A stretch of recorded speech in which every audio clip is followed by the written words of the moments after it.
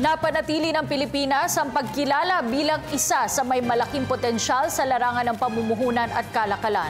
Sinabi ito ni Presidential Spokesperson Edwin Lacerda sa ipinalabas na 2015-2016 World Economic Forum o WEF Global Competitiveness Report, kung saan umakyat ng 5 yugto ang ranking ng Pilipinas sa 47 mula sa 52 noong nakaraang taon.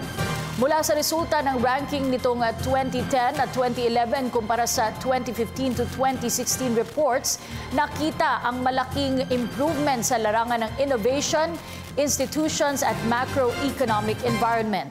Dagdag pa nila Lacerda, sa ilalim ng Aquino administration ay umakyat ng 38 antas ang Pilipinas mula sa 85th hanggang 47th place.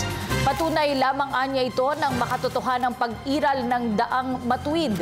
Git pa nila Lacerda, nilalarawan ng ganitong mga uri ng survey na hindi imposible ang reforma at transformasyon sa bansa. Ang mabuting pamamahala umano at na inisyatiba ng Aquino administration ang nagbalik ng pag-asa at tiwala ng publiko sa pamahalaan. Samantala, habang nalalapit ang referendum ng daang matuwid sa susunod na taon, ang mga ganitong mabuting resulta, ani Lacerda, ang magsisilbing gabay para ipagpatuloy ang benepisyo ng tamang pamamahala.